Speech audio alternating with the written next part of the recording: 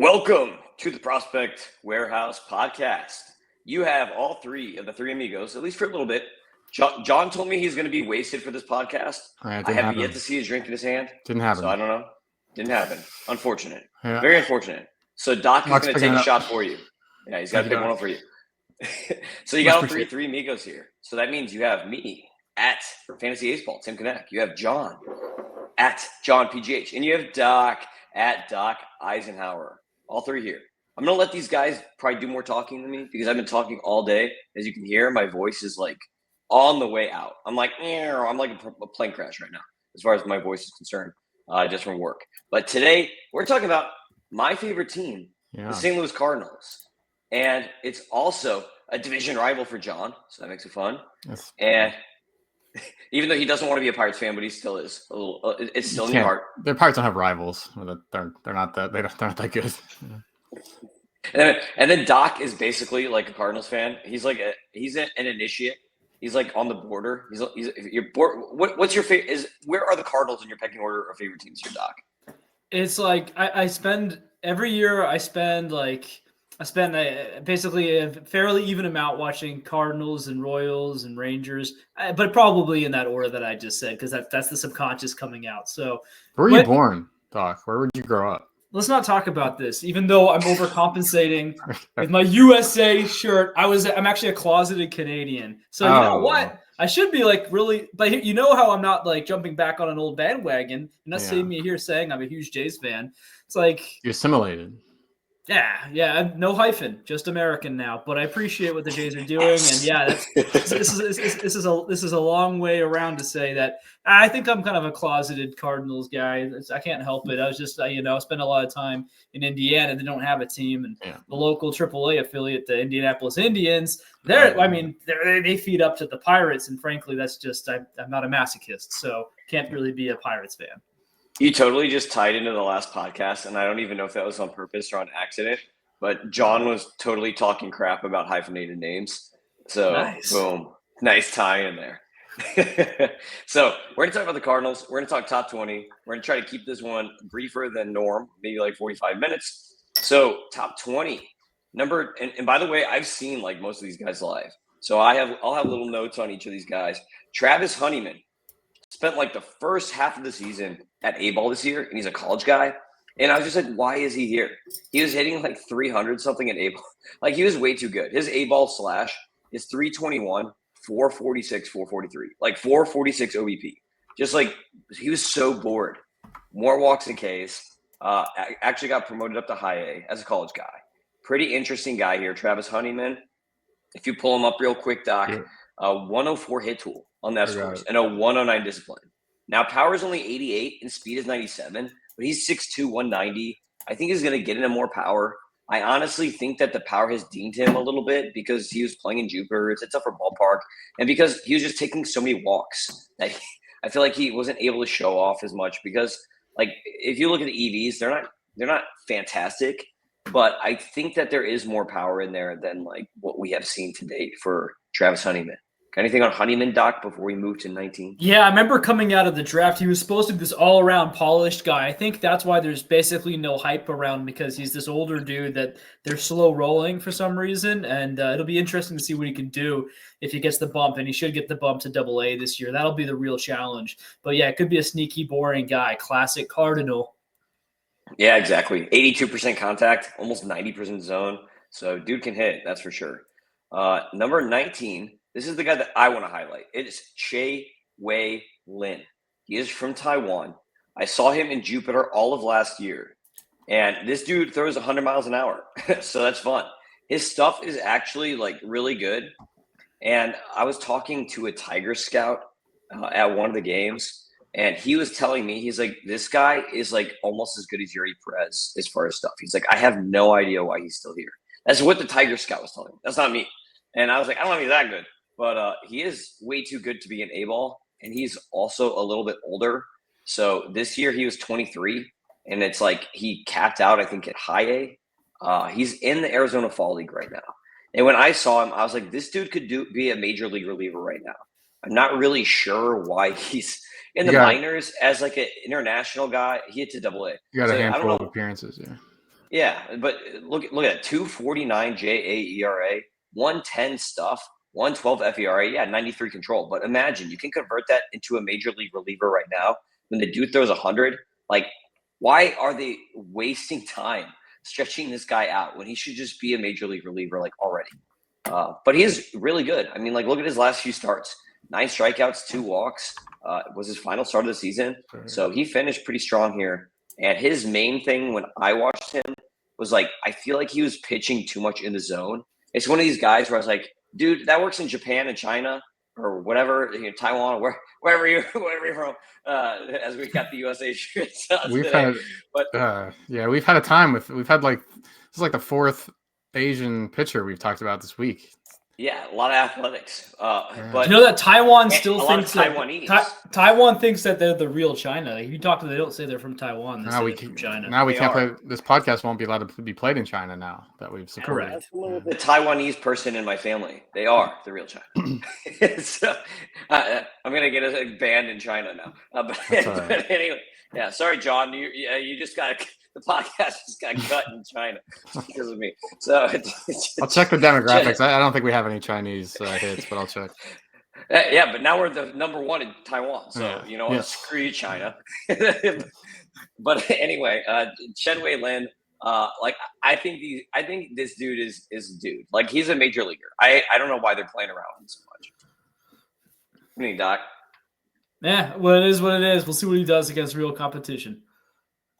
All right, John, you got anything on our next favorite Taiwanese player before we move the on? names are going to be really hard to keep square. I mean, like, I'm going to see in the daily notes next year, like, some guy like this had a big outing, having a big month, and then I'm going to be like, which one is that? And like Wei Lin, Sun Cha. I mean, we're not trying to be like overly mean about it, but it's hard. It's hard. Well, yesterday we talked about Wei and Lin.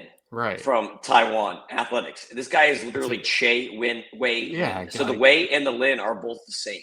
There's only one of those 3 names is different. I need to memorize their ID numbers or something instead. Yeah. Number 18 is Nate Dohm. The Cardinals got him in the Ryan Helsley trade, which completely blew up on the Mets, right? Am I right? And he's going to resign, and he's going to resign with the Cardinals too. Which is going to make it even more funny, I think. But Dohm didn't perform as well in the Cardinals org. With the Mets this year, he had a 20.7 K- walk rate in 34 innings, and with the Cardinals in only 12 innings, he had a 7.1 K- walk. So for whatever reason, whenever he came over to the Cardinals, he did not perform as well. Hopefully that gets swapped up later over time. You got anything on Dohm, Doc? Yeah, so that's a 12 inning sample size, so not going to go a whole long way with it. But yeah, that's looking like a really good deal. He's looking like an interesting cat. He's from Indiana, so I like him. Went to college in Mississippi, so yeah, it's a good middle America kid. He was born in the same town where I used to get my Indiana whiskey. So that's nice. That's my baseball analysis. That's a win. Number 17, we got name of the day here. One of the best baseball names for sure. 17 is Blaze Jordan, corner infielder, who the Cardinals also got at the trade deadline from the Red Sox. And Blaze was actually like fire for the Cardinals. When he came over to AAA, I think that they won the AAA title. They did win the AAA title for International League or whatever. You get paid for that? What, to be in the title? To win the AAA league? I mean, I don't know. I mean, it's got to be like nice for the players, right? To be like, hey, we're a gelled team together, and the Cardinals have all these old guys that hopefully they get rid of, and then we can like move up into their spot. It's a weird thing to be on the AAA winning team because you kind of failed because you didn't make it to the majors. Like, you're still in AAA at the end of the year, but I don't know. They're doing better than us, I guess. I don't know. JJ Wetherholt doesn't care, man. But Blaze Jordan, go ahead, Doc, because this is your guy.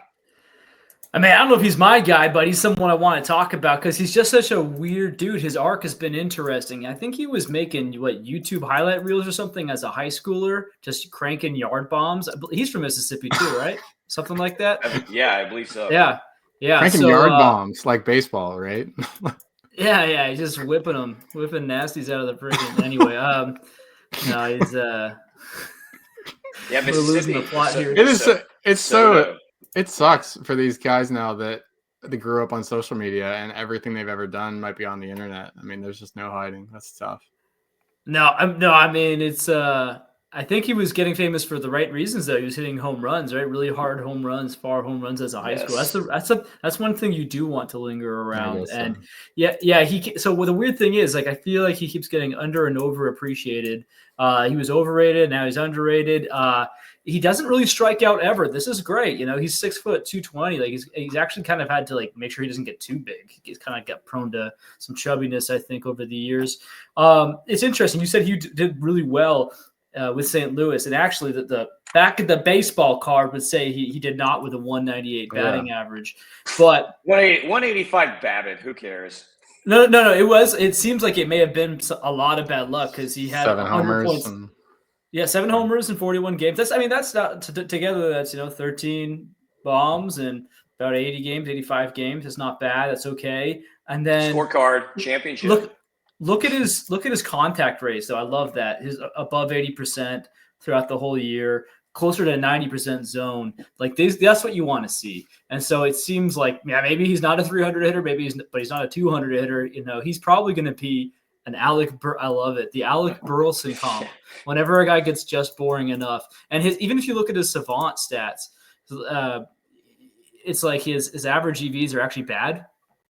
Like with Boston, they're 84.9, then 86.1 with St. Louis for a big guy who can hit home runs. And you see his max EVs are pretty good. They're 110. 90th is pretty good.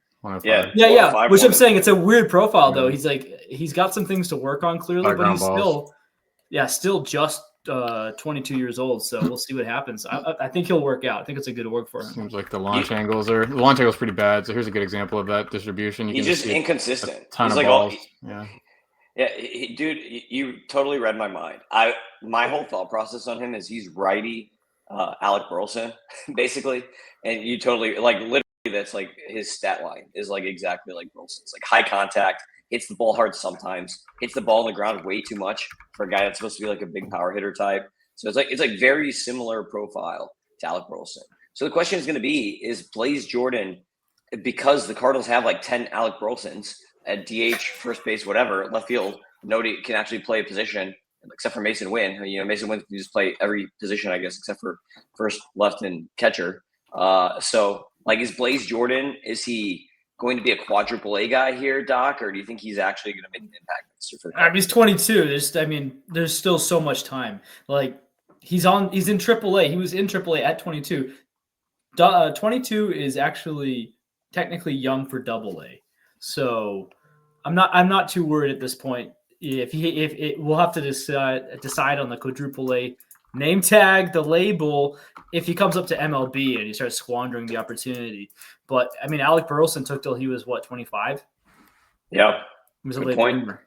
Let me show you something. Sidebar. I should add minor leagues to this, but this is the new MLB DW app hitters similarity comp page, where you can put in a player name and you get comps for it. So we don't have minor league stuff, but that's a pretty good idea for me to put minor leagues and try to compare them with major leagues. That'd be sick. That would be a winning idea. Yeah. So there we go. I add to the list, but here's Burleson. Compares best to Kirk, Bohm, Arise, Bichette, Donovan. Makes some sense, right? Yeah. Bohm, maybe like Bohm and Bichette kind of makes sense. Yeah. But... Kirk can never make sense as a comparison to anyone except for Moises Ballesteros because of the body type. So anyway, back to the Cardinals. Number 16 is Yairo Padilla, shortstop. So interesting, Padilla and Rainiel Rodriguez were basically on the same area. A lot of people like Padilla more than Rainiel Rodriguez preseason. And I saw them both in spring a decent amount. I saw Rodriguez a ton this year. And they were like supposed to be on the same level. Now look where Rodriguez is ranked and look where Padilla is ranked. So Padilla he was a complex. He never got promoted to A-ball. I thought for sure he was going to only be a complex for like a little stint. And it's like he did bad. I mean, he had no home runs, but he did hit 283, 396, 367 slug, ain't great, but 24 steals and 12% walk, 14% K. So it's not like he did bad, 80% contact rate too. So it's kind of weird to me that he didn't get promoted to A-ball. As a switch hitting shortstop with those kind of numbers and his type of pedigree, is that odd? Like, to me, I'm just like, there's something that the Cardinals want to fix here, because why else would you keep him in complex instead of promoting him to A-ball when he's performing and he's supposedly a top prospect for the team? It's kind of weird to me. What do you think, guys? Like not potty trained or something? I mean, is there some like personal, I don't know, is there professionalism issues? I don't know, or maybe they're just trying to get him to lift the ball more. I mean, I don't know. It's just kind of weird that someone who's hitting so well doesn't get promoted to A-ball. But I don't know. If you don't have any more to comment, we'll get to 15. My brain's never gone below AA. So you're talking about these. If they're not on my dashboard, they're nowhere near my brain. All right, Ryan Mitchell is the second rounder for the Cardinals. The Cardinals overslotted Ryan Mitchell. And I'm pretty interested in Ryan Mitchell because this is like the first draft that Chaim Bloom had a lot of impact on for the Cardinals. And obviously they really like him to overslot him in the second round when there was a lot of talent still in the second round as a high school outfielder. And I just get like Christian Campbell vibes here. I don't know why. Because he's known as like a really good athlete, really good hitter. And I just get some Christian Campbell vibes from Ryan Mitchell. So I think that's a name to watch here. As kind of like an underrated second-round pick. And, of course, if you're in FYPDs, he will be available. You got anything on Mitchell, Doc? I'm not as educated as I'd like to be on this year's class yet, but one of the number one things I like to look for is the overslot guys because it's putting money where your mouth is, right? We'll see what happens. Maybe he'll be one of my guys. There's going to be a long road ahead. It's tough. I know that the guys like John hate not having any data at all. You can't plug anything in. But I'm not going to watch the games. Like you're just not going to make me watch games. I'm not going to watch baseball. No, well, I mean, there's not even like there's no games. He has played zero. He just got drafted, right? He hasn't played a game. Yeah, just got drafted. I think you need to go look up their TikTok page or something. That's where you go next. Yes, for these yard bombs. YouTube. Yeah, that's where you go for the yard bombs, baby. 14 is Tekoah Roby, who unfortunately had to get Tommy John surgery. If he didn't, just like how we talked about Braxton Bragg with the Orioles, he might have been top 5. And like I might have ranked him ahead of Quinn Mathews because he was pitching so well. Like Doc knows, we talked about him a lot in the Tink Hence this summer, and then he blew the elbow out. Like because he was looking fire before he got hurt. So you see 3.11 JA ERA, 107 stuff, 116 control, 98 ERA. I'm trying to zoom in on the 56. The 56 F durability. That's because he's hurt all the time. Tommy John surgery this year. He had a shoulder problem the previous year. But the stuff is fire. I mean, the curveball, 20.4% swing strike rate on the curve. Slider, 18.5. Fastball's got like 16 inches of vert. Decent fastball. Throws mid-90s. All his pitches, like changeup's good. Gyro slider's good. Like he has a lot of good pitches. I love the arsenal. But the hope is, like, maybe now that he's getting Tommy John, finally he'll stay healthy. When did that happen? But I think he got the surgery in July, I want to say. His last outing was right here, I guess. Yeah, July 10th. Yeah. So he's gone. July 10th. Yeah, he will probably miss the most of next year. So that's unfortunate. But I do still like him enough to put him in the top 20 because he was a high riser, made it to AAA. So he's pretty close before the TJ. I mean, the fact this keeps happening, he hasn't been durable. I mean, I was just starting to come around on him. I'm like, all right, maybe he's not going to get hurt anymore. And then he gets hurt in the worst way possible. It's just it's probably going to be a reliever path, would be my guess at this point, if they want to see him in the major leagues. Or do you want to risk this keep happening over and over again? He's got a filthy curve. How much is that taking out of like trying to get all that stuff? I'm not sure. Sometimes maybe you're overworking your arm. Yeah, exactly. It's durability. It's literal durability concerns. It's not like arsenal concerns. Or command concerns. It's literal durability concerns with him. 13 is Brycen Mautz, who made it to AA this year. And really weird. I know John likes to put the videos for the weird arm angles on, so put Brycen Mautz on here, John, because he has a really, really weird arm angle. But you got to love the stuff here. 102 stuff, 115 control, 102 ERA. FERA, so he projects pretty nice as like number 3, probably number 4 starter based on those F scores alone. 3.16 JAERA, so he had a really strong season. It's really weird. Look at that. You gotta see him from behind too. It's just like super sidearm, snappy type arm angle, but he's mostly fastball slider. So I don't know. Even though he goes deep. I don't know if he has – this is like opposite Roby. He's durable, 142 durability here. But does he have – That's an okay, we got to get behind the mound view here. But does the main – there he is. So I don't know. Is that someone else? That's else. Yeah. So the main thing for Mautz for me is like, does he have the arsenal to do it, to be a starter? What do you think, Doc? I don't know much about this guy. And leave it at that. That's the analysis. Don't make stuff up. up. John is loving me right now. He's like, yeah, dude, you guys are going to get way too into this top 10. We're getting there. We're getting there. We talked about T10s, Brycen Mautz on the T10 on the Fantasy Baseball podcast, Doc, and you were like, Steven Matz, Brycen Mautz. This is a future Cardinal here. That sounds like something I would say after way too many drinks. Yeah, Matz, tomato. Michaelis, yeah.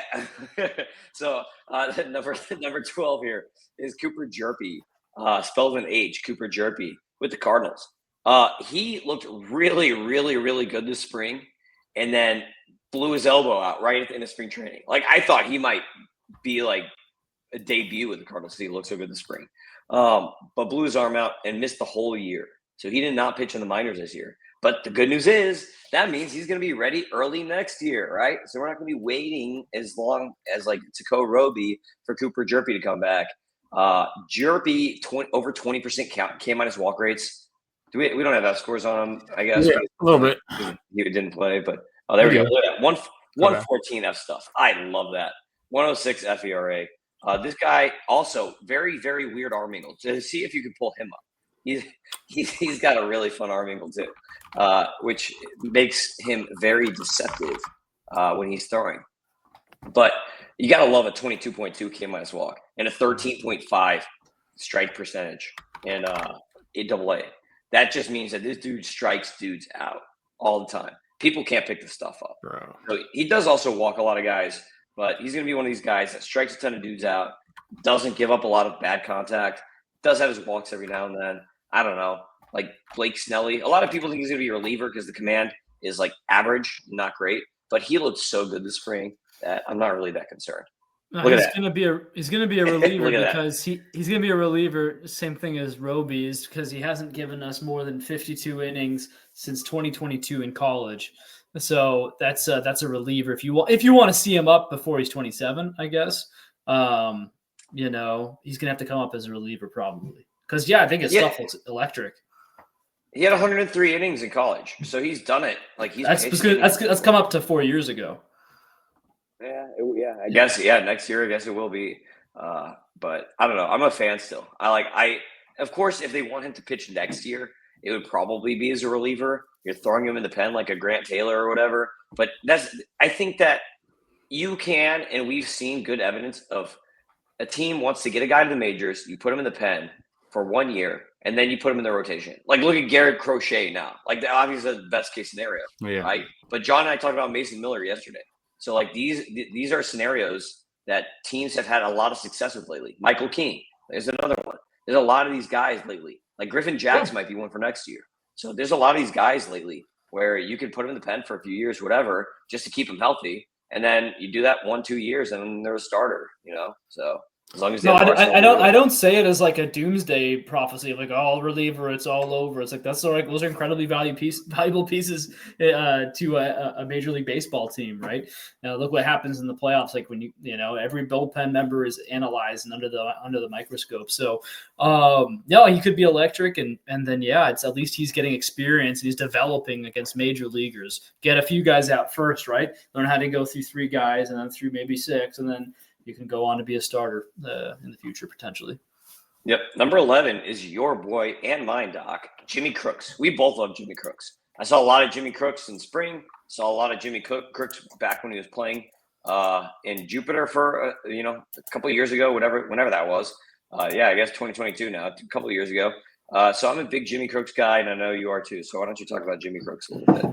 Yeah, I'm in that tool shed mock with you, and I've been so busy. I just have not been able to like thoroughly scrub through everything, make sure I'm getting everyone. And I missed him. Him and Quinn Mathews was and Noah Schultz. Those are the 3 off the top of my head. But Crooks went like what 2 or 3, like 300th, something like really dumb in a prospect draft. He's good. Yeah. He's good, and he came up last year, and it's bad back of the baseball card stats for his 23 games. Actually that was his age. His 15 games, 46 plate appearances. He had a 133 batting average with a 152 OBP.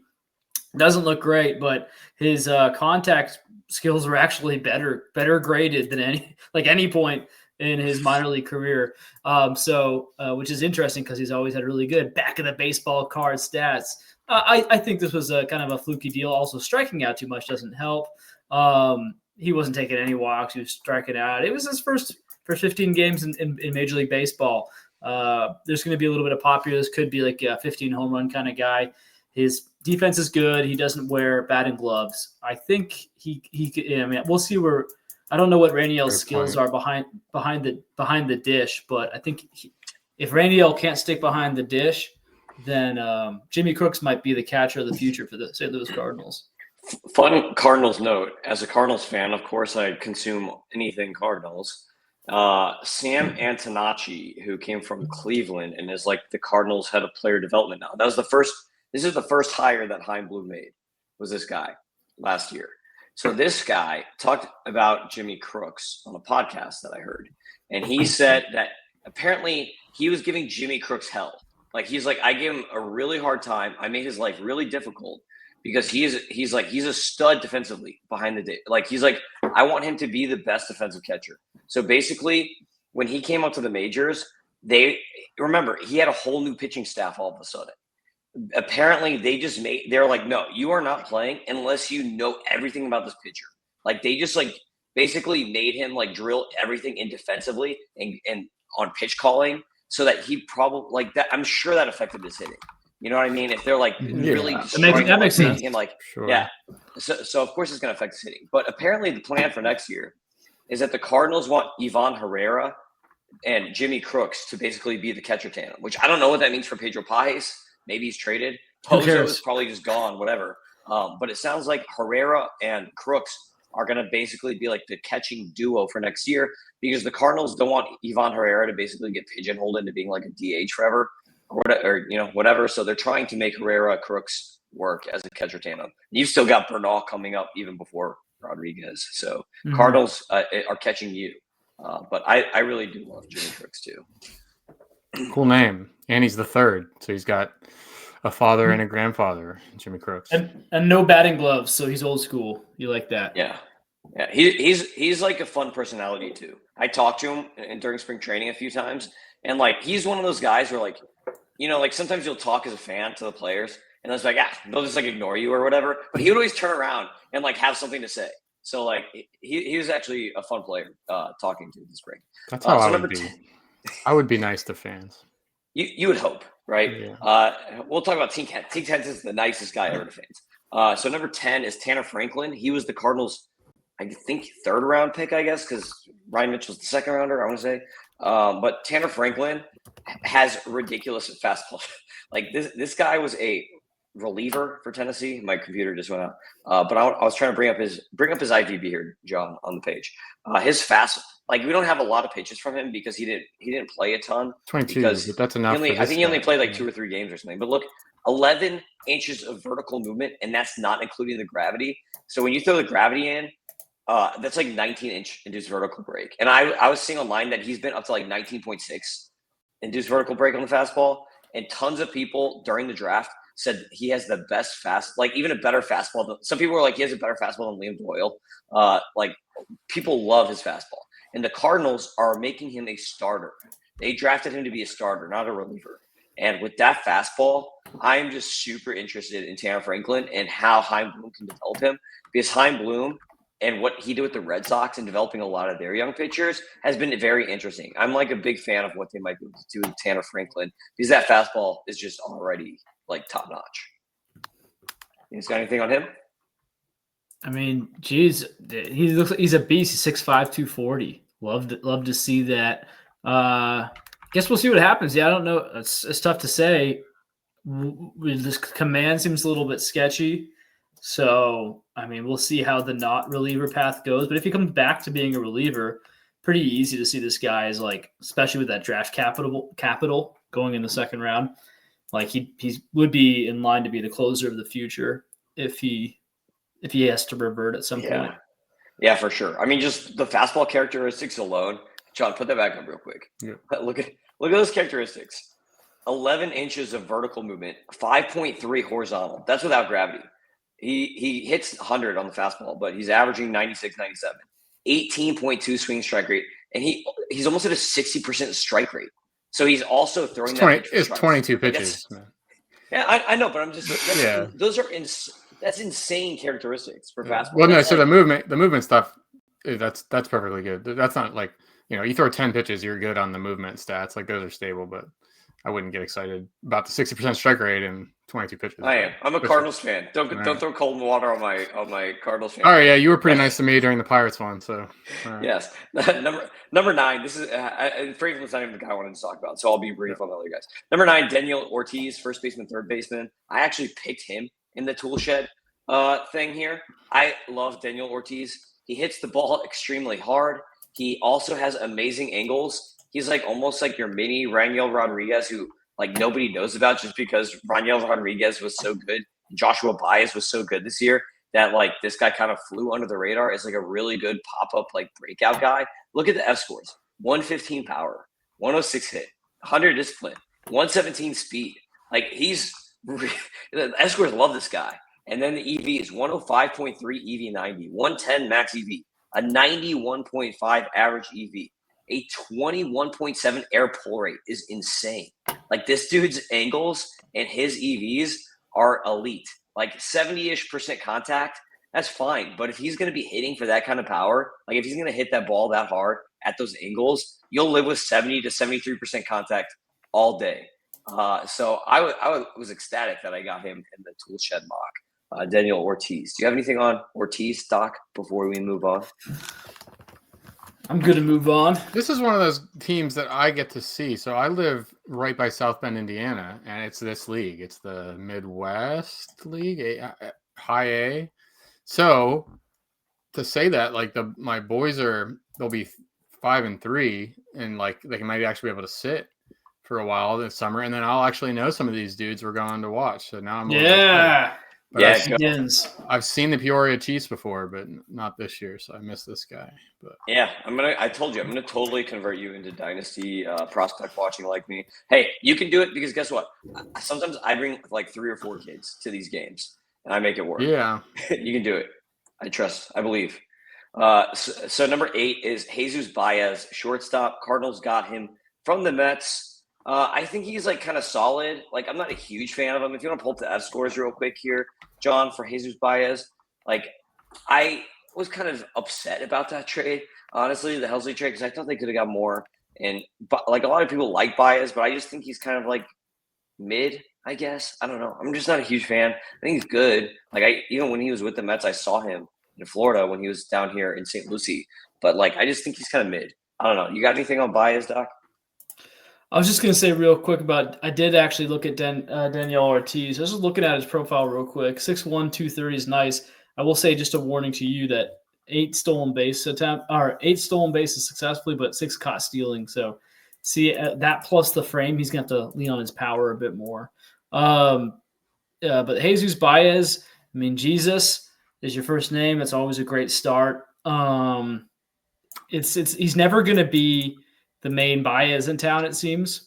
He's never going to even be the main J Baez in town, which is like it's going to be interesting. I don't know. I feel like wasn't this guy a big prospect for a second, or a rising prospect? Oh, he's kind of like a Mets top 5 guy, but the Mets org kind of sucks, to be honest. So when they traded him to the Cardinals for Helsley, it was like, okay, top 5 from the Mets or whatever, but like their system ain't that great. Outside of some starters, but like, yeah, I mean, he's short. He's like 5, like he's listed at 5'10" on that, but he's not. He's like 5'8". He's not. I've seen him in person. He's not 5. He's not 5'10". That guy's like 5'7". He doesn't seem to do anything. He doesn't seem to do anything good. Like he's just kind of mid. He's just like mid across the board. That's my read on him. I think you have him too high on your rankings. Oh, I think he's probably going to be a major leaguer. Yeah, what the hell? There's a good chance he's a major leaguer. I know we're supposed to be getting more excited as we go up this list, and this is like I'd rather Jimmy Crooks ahead of him. I'd rather Tanner Franklin ahead of him. Deniel Ortiz, and by the way, Deniel Ortiz had 39 steals. Blaze Jordan ahead of him. Stealing. I'm going to redo your list right now.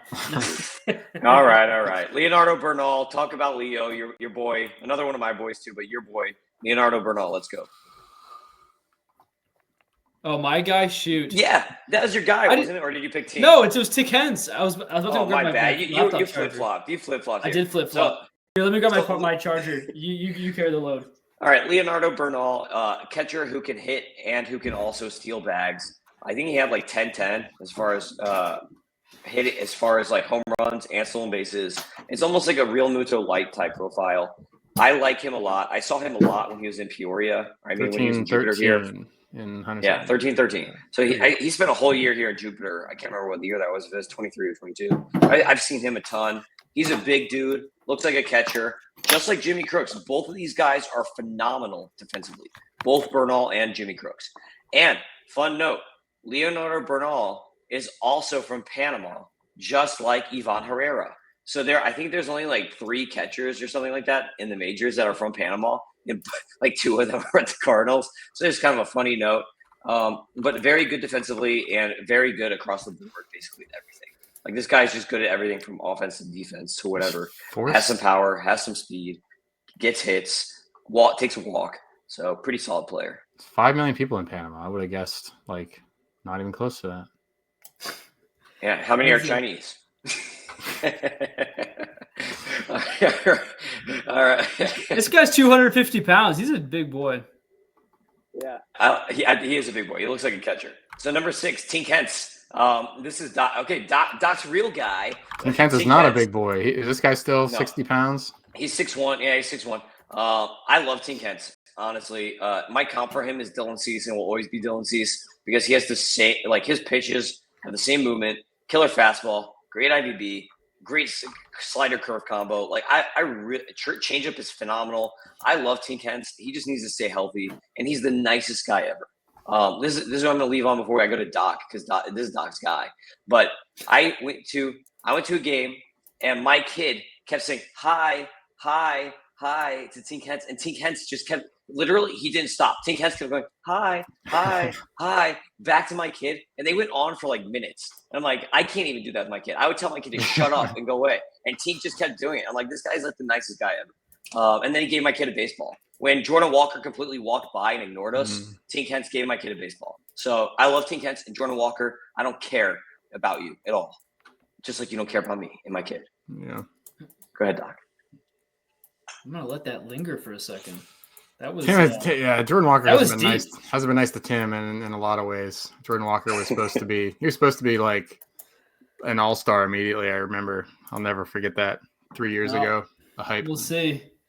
It's getting to that point where it's we'll find out. Tink Hence, man. He's just a weird guy. It's another one of these. I feel like this. I'm in the on Groundhog Day here, but it's another Cardinals pitcher where I start believing, okay, maybe they will stay healthy. Maybe they won't be a reliever. And then now I feel like they're going to be a reliever. Well, how can all your pitching prospects become relievers? It's like that's not good. Bullpen game every game. Yeah, I guess so. But they're going to figure it out.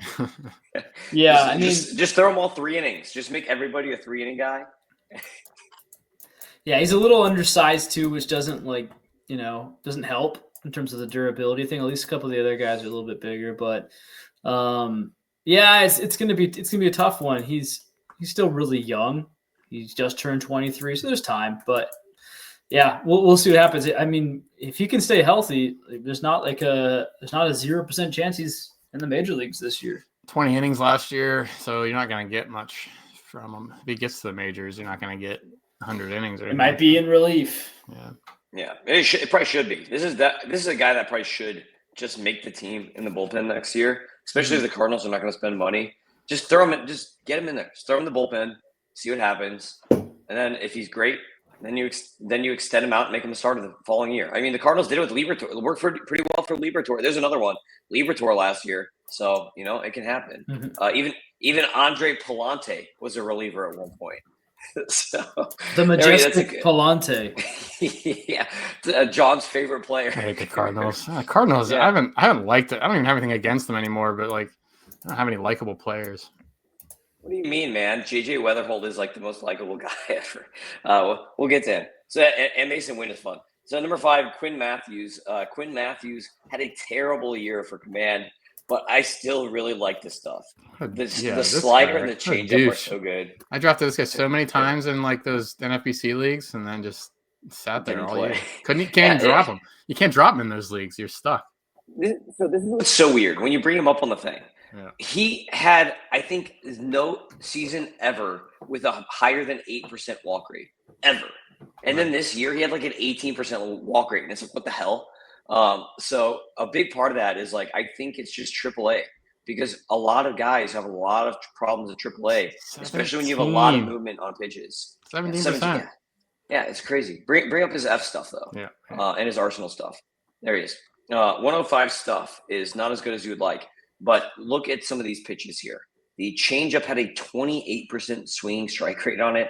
The slider, 18.7. This last 2 years. 13.1. Yeah, this is all the last 2 years. If you want me to split it up, let me know. Yeah, very good breaking balls. And now slide it to this year. Watch the fastball. The fastball velo is going to go down, and the vertical movement's going to go down. So, and the swing strike stuff's going to go down. So, his fastball got worse. The breakers are just as good as ever. The fastball got worse.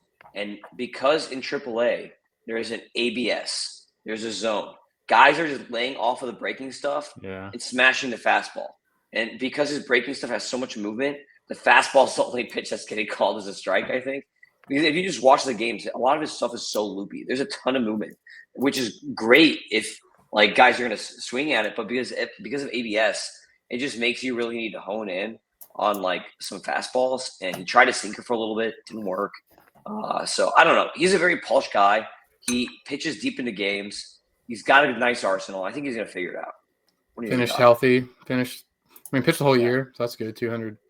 That's didn't miss any time. Finished the year. So seems like another candidate for early next year if he's throwing strikes. Yeah, that's the big thing, throwing strikes. And, this guy's durability was what was really exciting to me early on. And I think he did 152 pitches in one game. In college, they let him throw 152 pitches, I think. Let's Jamie, pull that up. But the Stanford. You're just Stanford. Yeah, but I know the pitch count. So anyway, he guy's a machine, and then he added the velo to his fastball. So we'll see. 156. Almost had it down. Almost nailed off memory. So yeah, it'll just be interesting. Honestly, it felt like he did a lot worse last year than a 3.93 ERA, which isn't great, but yeah, it'll be interesting to see. That command has not like always been an issue, so I'm not super freaked out about him. I wish this guy in our 30-team salary cap league would be more freaked out about him. He's like asking for my top prospects, like nothing happened to Quinn Mathews' value. I'm like, no, he just went like 200th in our mock. Yeah, I got him. Yeah, I think he's still going to make it, and he's someone where it's pretty clearly he's going to be a starter. Hopefully he's not going to be like the innings eater, classic St. Louis starter, but he's on his way right now. He's on his way to just kind of being a guy. We'll see if he can be more than that. Let's see if anybody had a higher walk rate than him last year in 100 innings. Definitely. Yes. Probably not many. Probably all AAA guys. Look, Patrick Copen. We talked about him last pod. Shout out again to Patrick Copen. Quinn, where'd he go? Where'd you go, buddy? Didn't he have 100 innings? We just saw that. No, he had like 99. 99. Yeah, literally 99 innings. Dude. Let's go to 95. He last year in 2024 he led all of minor leagues with 143 innings. Third highest walk rate in baseball. Yep. I think he's going to figure it out. But just throw in the majors, he'll get it. That's a good point. I highlighted that before I flipped the bear here. The walk rates by level is just insane. So something to watch. It's interesting. Yep, I've been telling everybody for years. AAA is messed up. Number 4, Liam Doyle, starting pitcher, first pick. I think even John might know Liam Doyle because come on, man. So Liam Doyle yells at guys on the mound. He basically it cusses all the batters out. He's tons of fun to watch. You saying the Cardinals have a personality. Yeah, Liam Doyle now. This guy throws 100 miles an hour from the left side. Well, I can't take my kids to any games he's pitching. Now I know that, huh? You can't hear. I took my kids to a game he was pitching. But yeah, 100 miles an hour from the left side with 10. You see 10 vertical movement, 10 inches of vertical movement without the gravity there. So not as much as Tanner Franklin, but 10 inches add gravity. That's a 17, 18-inch induced vertical break from the left side at 100 miles an hour. So killer fastball. Also throws a splitter. It's not showing on there. It's showing changeup instead. But his big secondary is actually splitter. So he got drafted and pitched twice before shutting it down. Yeah, I saw one of those starts. So nice. But yeah, I'm a big Liam Doyle guy. He was picked like 4th overall or whatever. So there's a reason that he was that high. I mean, Doc. Yeah, guy looks like a stud. He seems like he's got a big competitive drive and a lot of other things that stat head geeks like John don't like to hear. He's got that mound presence. He's got a certain je ne sais quoi. No, I like to hear it. I like to hear it from you guys. I mean, I enjoy hearing the narrative straight from Doc, but. Yeah, no, I'm not the ultimate college guy, but I've seen a few clips of him. He's got a real competitive spirit, and he's a lefty, which helps too. That is something you can actually focus on. 6'2", 220 build. Love to see that. Yeah, he seems like he actually might have too electric of stuff to be a St. Louis Cardinal. We need someone a bit more boring. New Cardinals, man. Heim Bloom era. Yeah, check him out in college. Was he the guy who was calling out people who I think some guy called time, a batter called time. And that's Liam Doyle. Batter called time, and then he started yelling at the guy. Well, he's like, you're effed, bro. And afterwards he's like, obviously it's a little bit crass, but I don't like when guys do that. And when they do it, I just assign a weakness, so I know that I got them. And I'm like, that's what Taiwan says to China. This is what MLB gives. I waited 15 seconds for a still image. Yeah, of this it's dude. a still image. Yeah, there you go. You're not even getting video. They're not sending their best. Come on, MLB. Yeah, you gotta get YouTube, man. That's crazy. That's like the guys with all the money. They just give you a couple Microsoft Paint. Yeah. All right, let's move on. Number 3, Joshua Baez. This is the J Baez that actually matters. Yeah. This dude had 20 home runs and 50 steals this year. Like, this is a fantasy darling. He was a 2nd-round pick a few years back. Had a good 2022. Wait, you brought him up when we got together the first time. I remember this guy. Yeah, Joshua Baez. He's good. Pulls F scores. Yeah. So 2023, 2024, he was terrible, absolutely terrible. And then 2025, major changes, actually can make contact all of a sudden. And now the dude is a complete beast. So Joshua Baez is probably, like, would you say he's the biggest riser in fantasy rankings this year, Doc? Or, he's got to be up there. Like, he's got to be one of the biggest risers. For the F scores, 122 power, 102 hit, 97 discipline, 131 speed. I comped him. I was like, this guy reminds me of Joe Adell. Like, he reminds me a lot of like a Joe Adell. He's way younger. Don't even talk like that. No, dude, look at his swing. His swing looks like Joe Adell's. Like, it's very similar. Right here. And he's got power speed. This is the plot of the episode. Kids don't dream of being Joe Adell, and we don't need him to start doing that. What do you mean? Joe Adell's sick this year.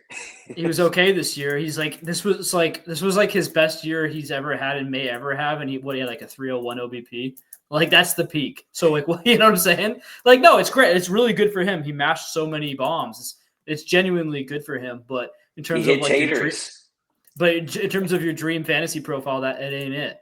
And Baez is showing signs he could have more than that at AA this year. He blasted a 77 clip for contact rates, and it was, he's on track with like actually being a good hitter right now, and he's walking a bunch. He's striking out at 20%. He's completely cut out the strikeouts out of his profile. It's really interesting, and it makes him from a zero to a hero pretty fast. It's like absurd that he's got this. What was it? The final 20 home runs and 54 stolen bags, and fairly efficient stolen bags in a big body, 6'3", 220. Like, this guy could be like, this is the kind of profile that could be your next, like, it wouldn't be out of like the range of outcomes to be one day the best player in fantasy baseball. Now, that's like the ultimate, obviously crazy talent. Yeah. But like 2020 seems like almost inevitable if he can stay on this trajectory. And you don't want to throw that out too much. There's not too many 2020 guys you can lock in, but like that's where we're at now. And it's interesting. So I did a mock like a couple months ago. I don't know what time is anymore, but I've been traveling so much.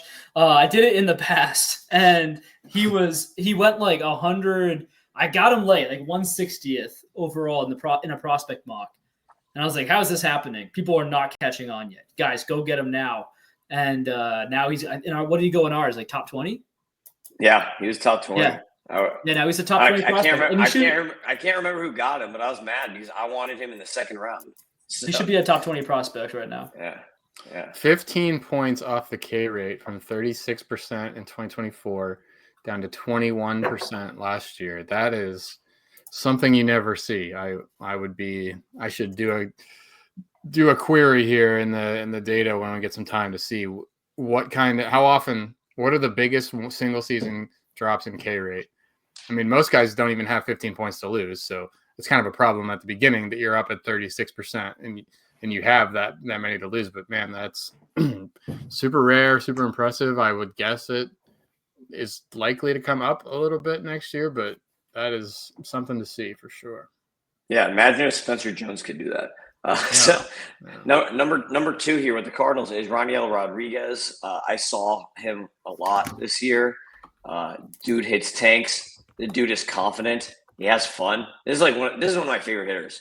And the angles are amazing. This is the angles king. Like, this guy has the perfect swing for home run swing. He almost reminds me when he's hitting of like a little mini Vlad, like a mini Vlad Jr. He's like a Vlad Jr.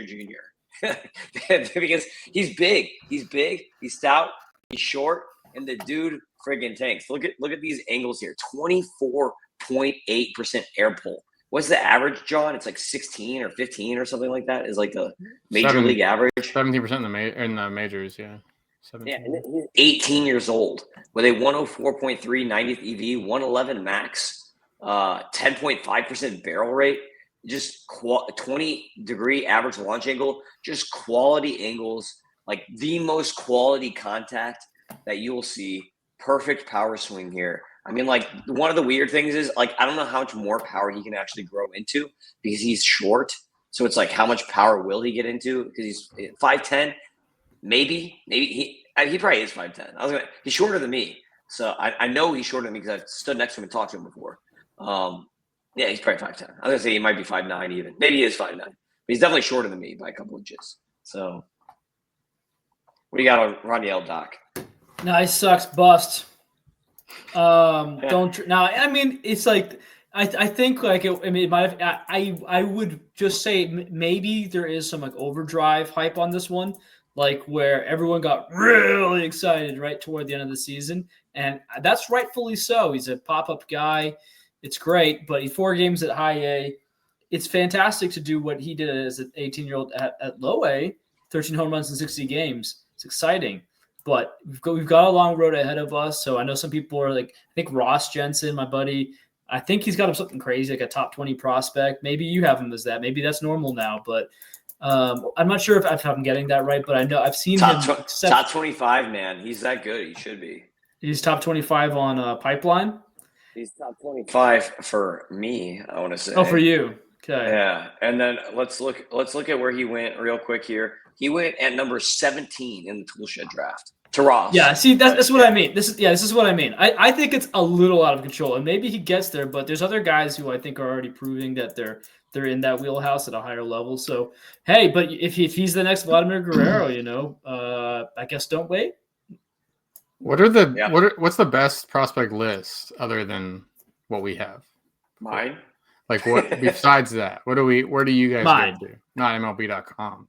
Prospects Live is very good. I like Prospects Live guys like Ross. Ross has got his own unique takes.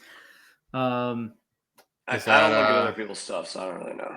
Yeah, I typically that looks like I don't want anyone to influence me, so I never look at anyone else's stuff. That is ancient. That has Roki on it. Yeah. But oh look, they just did the Cardinals too. How about that? Let's see if they agree with Tim. Well, it depends. Who's the writer? I'm not gonna be able to see it. Let's see. Yeah. Okay.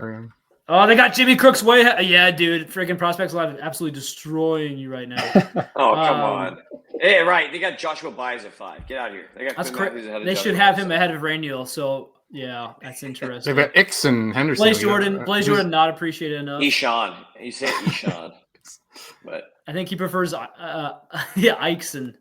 We talked about him too, Doc, on the T10. But it's Ishan. But I'm not a fan of his stuff, hence why he's not on. Let's go to talk to my number one. We're extending this podcast. Okay. Number one, JJ Wetherholt. I think JJ Wetherholt is the most well-rounded minor league prospect in baseball, maybe in a very, very long time. The dude is a lefty. He hits to all fields. He never strikes out. He walks. Amazing contact. And he hits the ball hard, like way harder than you would expect. And he's also fast. So F scores, 106 power, 102 hit, 121 discipline, 104 speed, 105 durability. He's going to come into the majors and might be an all-star from the get-go. 3-4-5 slash this year, 17 bombs. I'm not sure how many steals he had because John's Page doesn't have a steal still. All right, the other one. Here you go. 23. Tons of line drives, tons of barrels, almost a 12% barrel rate. And he hits the ball really hard consistently. 23 steals for the people. 91.4 average EV from a shortstop. Really good stuff. He'll probably be second base or third. Contact rates ran in the 80s this year, but last year he was in the 90s. So I'm a huge JJ Wetherholt fan. He also 64% zone swing rate, which John and I talk about it sometimes. Zone swing is super underrated for a batting average. You want guys that are going to swing in the zone. 64%. Zone swing, pretty solid. So, what do you guys have on JJ? I think he's going to be really solid. I think your Cardinals fan came through for a second when you said you wouldn't be surprised if he's an all-star out the gate. I mean, Nick Kurtz struggled. Someone's got to be an all-star for the Cardinals. This is true. It's going to be Alec Burleson, the ultimate Cardinal. One year Alec Burleson's going to just have a crazy month and get 30 home runs by accident. So JJ Wetherholt, though, I agree. He's the most polished. Like he could have been on the team last year and been good. So it'll be interesting to see what his actual upside is for fantasy. I'm not sure if we really know that yet. Like, is he going to be more than a 2020 guy? Does he need to be? And will it be like one's better than the other? It seems like he's just kind of really good all around. Like he could be like, again, this is crazy, imagining peaks all around, but like this could be like a 300, 400 kind of guy in terms of batting average, OBP. Really exciting. So that just raises the floor, right? Like we have accepted Freddie Freeman early career, late career of like not having tons of home runs for a first baseman because it just gives you those stud ratios. Maybe you have like a Freddie Freeman, but he steals bases all the time. For like a fantasy line, I've always compared him to Marcus Semien. I'm like, he could be a Marcus Semien. He could be better ratios. High batting average, 2020. Like, tons of runs. Like, that's kind of what I think from like a fantasy perspective. Like, will he ever hit 30 home runs? No. Will he ever steal 30 bags? No. But he should hit like 280 to 300. You can go 2020 most years with a really high OBP. So you have misremembered Semien. Do you remember like his best year? So his career average is 253 average and then 321 OBP. I'm thinking like Rangers Semien, like early Rangers Semien. Like Semien. You're thinking literally I think Wetherholt can walk into it.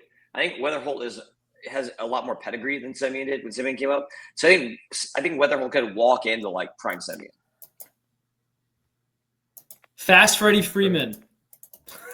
I forgot. Who plays shortstop or is third base now? You do forget that Freddie Freeman didn't hit a lot of home runs early on. Like he really wasn't all that great for several years. I've played. Well, he was great. I've been playing this game for some time. I've been playing since like 2005. Yeah. So he's. I remember when he was coming up, and but he wasn't who he is now, or he was. I guess who he was a couple of years ago. Yeah. It was always useful. When you're hitting great ratios, everything else like you can put up with longer stretches of no home runs or no stolen bases because at least they're not hurting you or whatever, or they're giving you RBIs and runs. It's true. For sure. So that's a podcast. Thank you for watching, listening, however you consume the content. Recommend watching because we had a lot of nice visuals for you to watch. And yeah, you can watch Doc pump himself up in the podcast. So we got John at John PGH. We got Doc at Doc Eisenhauer. You got me at Fantasy Ace Ball. And make sure that you subscribe to MLB Data Warehouse, where you are going to be able to play with all these fun tools, and you're going to be able to do the comps because John has a comps page for MLB players. He's doing comps for minor league players. That is pretty sick. So nobody else has that. This is the only place where you're going to be able to get that, and it's the only place where you can get the F scores. So that is the podcast. Peace out, everybody. We will see you next time. Good.